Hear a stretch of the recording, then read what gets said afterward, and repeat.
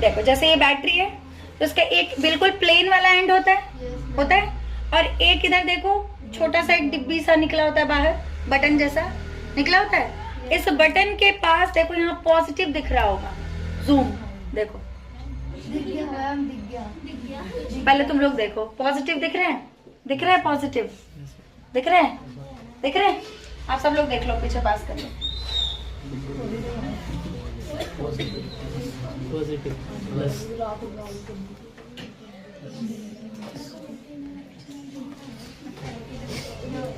Minus भी देख लीजिए।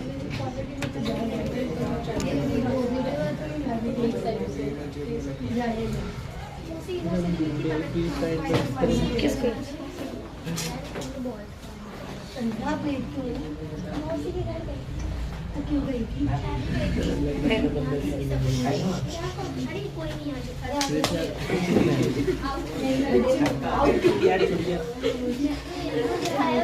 ठीक है।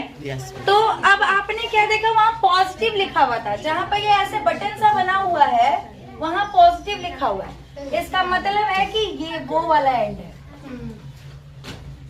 समझ रहे हैं। अब इसको क्या करना है, रिवर्स करना है, ठीक। इसका मतलब है कि बैटरी को ऐसे ना लगा के अब बैटरी को ऐसे लगाना है, मतलब बैटरी को पलट दो, अब करंट इधर से फ्लो करने लग जाएगी। बैटरी को पलट दो, अब करंट इधर से फ्लो करने लग जाएगी। इसका मतलब यही होता है, समझ गए। छोटी छोटी लेकिन मोटी बातें। We find that the deflection in the needle also changes.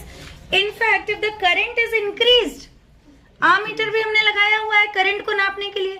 अगर हम करंट को बढ़ा रहे हैं, the deflection also increases, तो भी डिफ्लेक्शन बढ़ेगा। इसका मतलब है कि मैग्नीट्यूड और डायरेक्शन दोनों पर डिपेंड करता है। साफ साफ पता चल रहा है, जितना ज्यादा करंट होगा डिफ्लेक्शन उतना ज्यादा होगा, जितना कम करंट होगा डिफ्लेक्शन उतना ही कम होगा, ठीक है।